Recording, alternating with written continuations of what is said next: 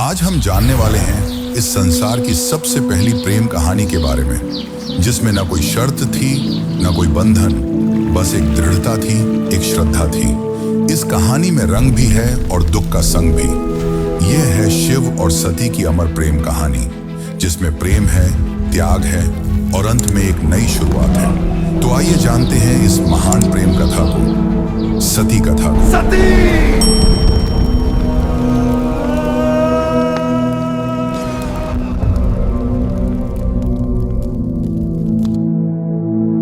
सृष्टि के आरंभिक काल की बात है, जब ब्रह्मा ने अपने मानस पुत्रों को रचा।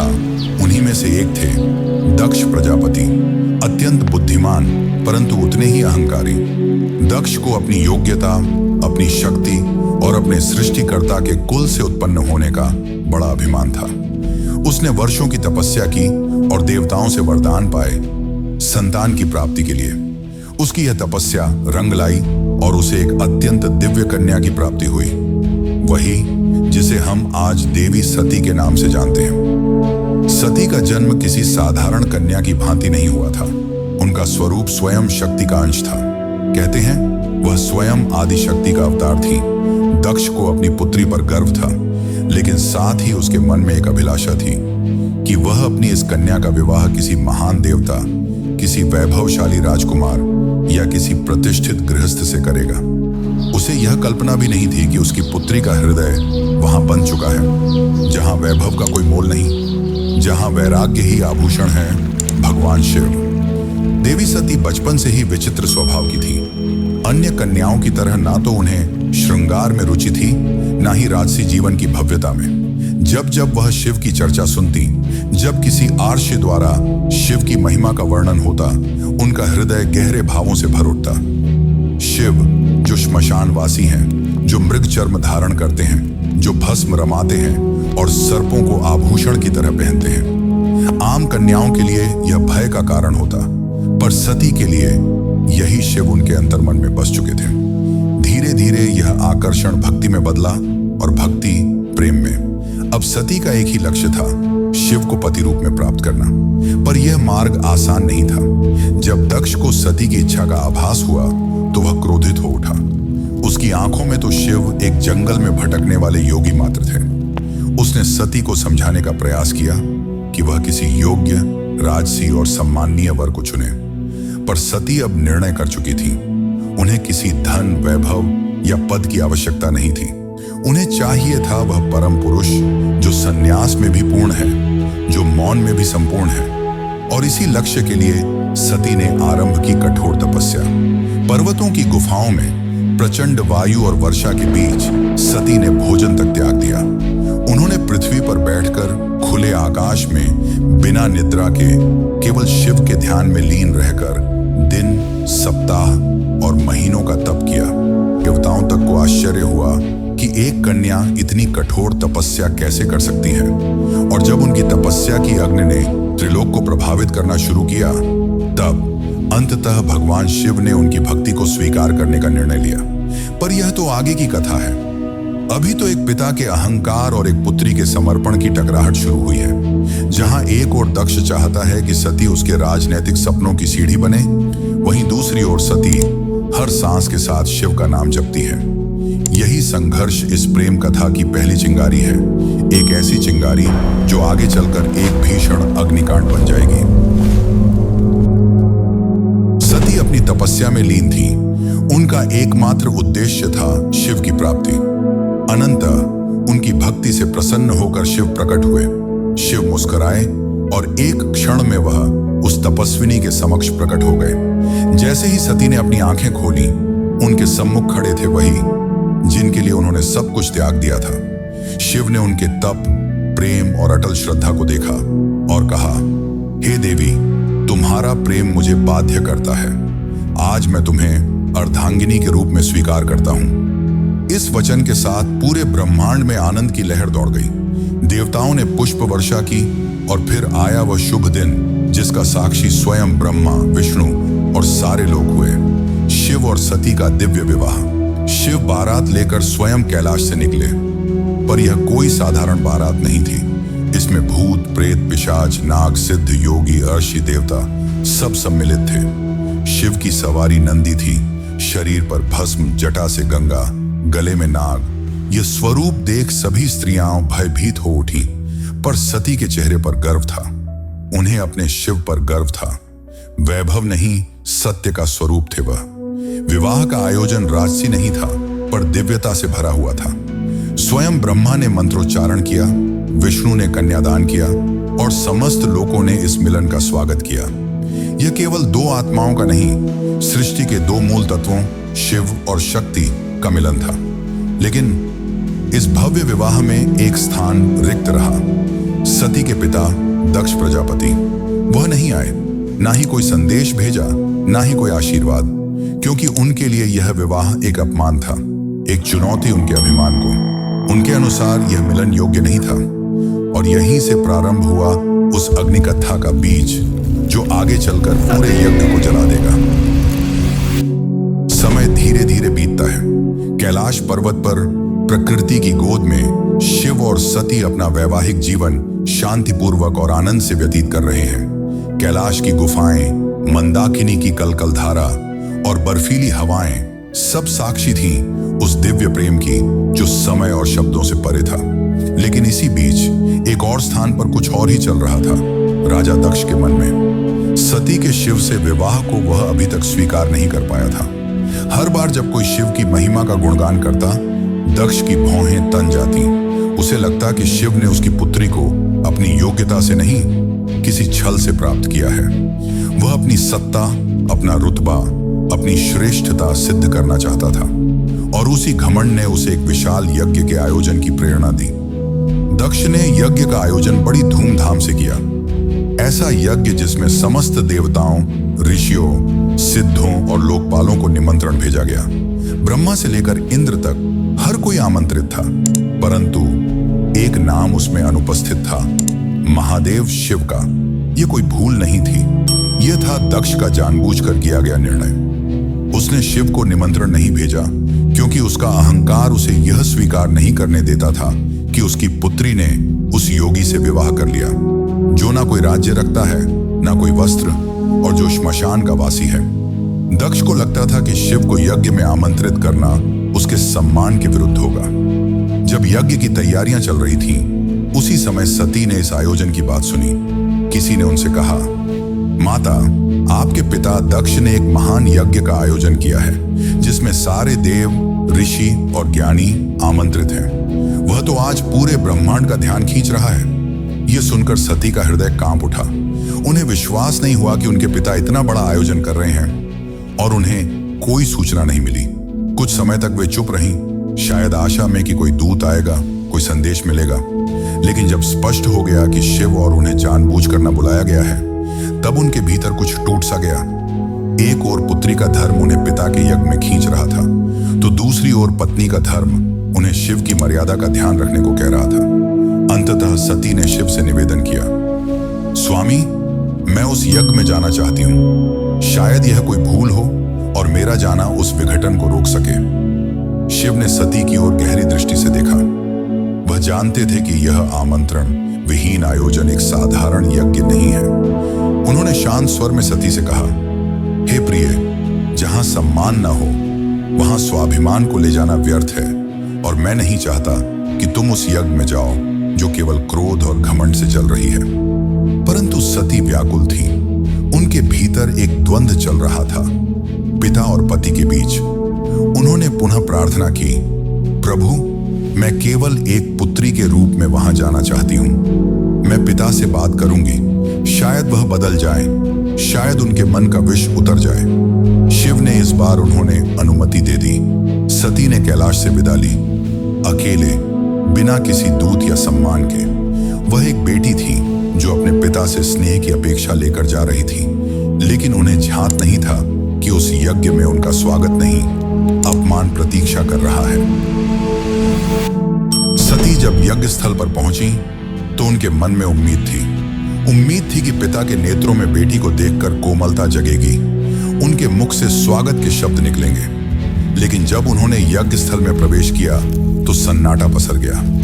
कोई स्वागत नहीं हुआ, कोई आसन नहीं दिया गया, जैसे वो वहां उपस्थित ही न हो। वहां बैठे देवताओं की आंखों में असहायता थी। सती ने पिता की ओर देखा, धीमे स्वर में कहा, पिताश्री, क्या आप नहीं चाहेंगे कि आपकी पुत्री भी इस पावन यज्ञ में सम्मिलित हो? दक्ष ने ठंडी हंसी के साथ उत्तर दिया, पुत्री, जिस दिन तूने उस नग्न भस्म रमाए श्मशान में विचरने वाले औघड़ को अपना पति चुना, उसी दिन तू मेरी पुत्री नहीं रही। दक्ष का स्वर ऊंचा हो रहा था और उसके शब्द जैसे शिव के लिए विष से भरे बाण हो। यह सुनकर सती की आत्मा कांप उठी थी। यह केवल अपमान नहीं था, यह शिव के उस स्वरूप का तिरस्कार था जो समस्त सृष्टि का आधार है। वे उठी, सभा की ओर देखा और बोली, तुम सब यहां धर्म की बात करने आए हो, यज्ञ की बात करते हो, पर जिस शिव के बिना कोई यज्ञ संपन्न ही नहीं हो सकता, उसी शिव का तुम अपमान करते हो। फिर उन्होंने आगे कहा, जिसे तुम औघड़ कहते हो वही काल का भी काल है। जिसे तुम श्मशानवासी कहकर हंसते हो वही मृत्यु से परे है, और जिसे तुम भस्मधारी कहते हो वही भस्म से मोह को जलाता है। उनकी आंखों में आंसू थे, लेकिन स्वर तेज था, ऐसा तेज कि स्वयं देवता भी सिर झुका लें। सभा स्तब्ध थी, कोई उत्तर नहीं दे सका, लेकिन सती का हृदय अब टूट चुका था। उन्होंने कहा, जिस शरीर ने आज मेरे प्रभु का अपमान सुना है, वह शरीर अब इस संसार के योग्य नहीं, और वे सीधे यज्ञ कुंड की ओर बढ़ी। वहां उपस्थित देवता उन्हें रोकना चाहते थे, पर सती अब कोई नारी नहीं थी, वह साक्षात अग्नि बन चुकी थी। उन्होंने अपने नेत्र बंद किए, शिव का स्मरण किया और अग्नि में कूद गईं। उनके चेहरे पर भय नहीं था, बल्कि एक शांति थी, एक समर्पण था जो पूरे यज्ञ मंडप को झकझोर गई। अब इस यज्ञ की अग्नि से वो तूफान उठने वाला था जो पूरे को तबाह कर सकता था। तो चलिए अब जानते हैं आगे की कथा। लेकिन उससे पहले अगर आपको वीडियो अच्छी लग रही है तो वीडियो को लाइक जरूर करें और कमेंट में लिखें, हर हर महादेव। कैलाश पर शांति थी, पर वह शांति तूफान से पहले की थी। जब भगवान शिव को यह ज्ञात हुआ कि उनकी अर्धांगिनी अग्नि में समर्पित हो गई, तो उनके हृदय में तूफान उमड़ पड़ा। आंखों में वेदना, मन में शून्यता और आत्मा में आग। ये वो शिव थे जिनका क्रोध ही प्रलय कहलाता है। शिव अपनी समाधि से उठे, उनकी जटाएं लहराईं, नेत्र रक्तिम हो उठे और सारा ब्रह्मांड कांप उठा। फिर अपने दोनों हाथों से अपनी जटाएं पकड़ी और उन्हें पृथ्वी पर पटक दिया। उसी क्षण पृथ्वी फटी और उस क्रोध की ज्वाला से प्रकट हुआ एक रूप, भयंकर, तेजस्वी और अजेय, वीरभद्र। वीरभद्र कोई सामान्य योद्धा नहीं था, वह शिव के विकराल रूप का अंश था। उसका शरीर अग्नि सा दीप्यमान था, आंखों में प्रतिशोध की ज्वाला, हाथ में तलवार। उसका प्रकट होना सृष्टि के संतुलन को डगमगाने लगा था। वीरभद्र प्रचंड गति से दक्ष के यज्ञ की ओर बढ़ चला। जिस दिशा में वह चलता, धरती कांपती, आकाश बदलता और देवताओं के हृदय कांप उठते। जैसे ही वीरभद्र यज्ञ स्थल पर पहुंचा, आकाश में अंधकार छा गया और वीरभद्र प्रकट हो चुका था। उसकी उपस्थिति मात्र से यज्ञ की अग्नि थर्रा उठी। वह बिना रुके आगे बढ़ा। पहले यज्ञ वेदी को तोड़ा, फिर वेद पाठ करने वाले ब्राह्मणों को हटाया। उसकी आंखों में एक ही लक्ष्य था, दक्ष। वीरभद्र के सामने कोई नहीं टिक सका।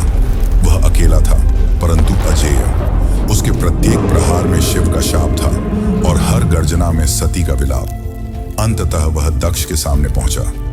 दक्ष अब भी अपने अभिमान में डूबा था। वह चिल्लाया, मैं यज्ञ करता हूं, मुझे कोई छू नहीं सकता। वीरभद्र ने उसकी आंखों में देखा और कहा, तू पिता कहलाने योग्य नहीं। आज तुझे उसी अग्नि में भस्म करूंगा जिसमें तूने धर्म का मजाक उड़ाया। और एक ही झटके में वीरभद्र ने अपनी तलवार से दक्ष का सिर धड़ से अलग कर दिया। पूरी सभा में सन्नाटा छा गया। देवता स्तब्ध रह गए। यज्ञ की अग्नि बुझ गई और पृथ्वी पर सिर्फ राख रह गई। वो राख जो अहंकार, अधर्म और अपमान की अंतिम परिणति थी। वीरभद्र शिव की आज्ञा पूरी कर चुका था, पर यह कहानी यही नहीं रुकती। अब आएगा वो क्षण जब शिव स्वयं यज्ञ स्थल पर पहुंचेंगे, सती के शव को उठाएंगे और सृष्टि में संतुलन डगमगाएगा। जब महादेव यज्ञ स्थल पर पहुंचे, उन्होंने सती के जले हुए शरीर को देखा। वह दृश्य ऐसा था जिसने स्वयं काल को रुला दिया। शिव ने धीरे से कंपाते हाथों से अपनी सती को बाहों में उठा लिया। उनकी आंखों से आंसू थे और फिर वह चल पड़े। शिव सती के शव को अपनी गोद में लिए पूरे ब्रह्मांड में भटकने लगे। उस विरह में जो पूरे ब्रह्मांड को भयभीत कर रहा था, ब्रह्मांड असंतुलित होने लगा। देवता भयभीत हो उठे। यदि शिव यूं ही विलाप करते रहे तो सृष्टि का संतुलन टूट जाएगा, प्रलय आ जाएगा। तब सभी देवता भगवान विष्णु के पास पहुंचे और उनसे सृष्टि को बचाने की प्रार्थना की। तब विष्णु ने अपना सुदर्शन चक्र चलाया। जैसे ही सुदर्शन चक्र चला, उसने सती के शरीर को टुकड़ों में विभाजित कर दिया।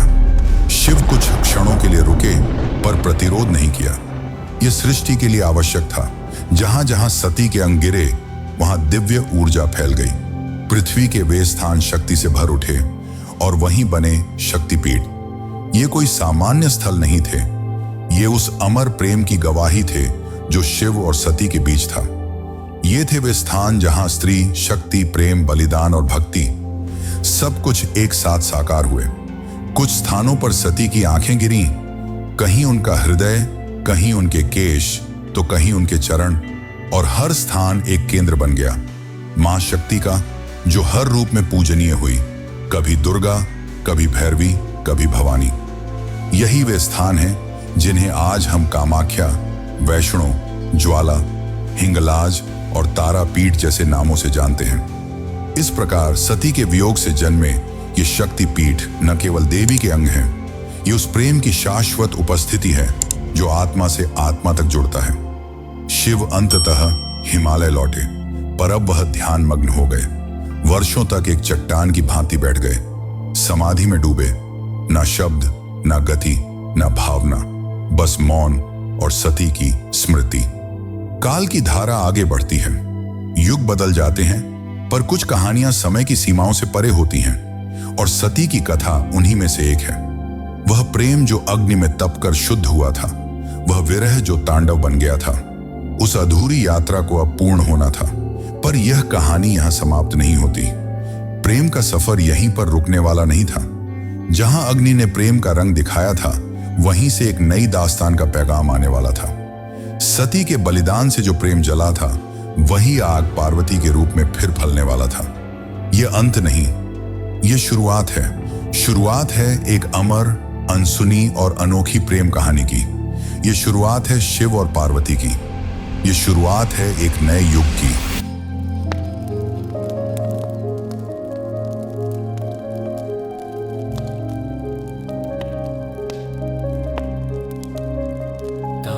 करुण सत्य सारिका अपरिजय शिवरायिका अबला जड़ बधिर बालिका हरदासिका सदारिका पलनि कुशैकराग्रा नक्ति नरत्ना भवसारिका किन कर्तास्मान स वैष्णव जल्पतो किनो प्रमुञ्च धृति नयना मृदता पलनि किं बिभ्रता किना प्रशम्य विषकञ्जकं नरमतः सदा सेनादिशति वेदसमर्यां धरे दूरनुभवा पवनिर्वणसुता विनिगीयमाण सर्गा सर्वयस्तोमिनी मता किञ्चयोदास्यमभ्या खिन्ना हार्दकुक्तिजातयानं हन्ति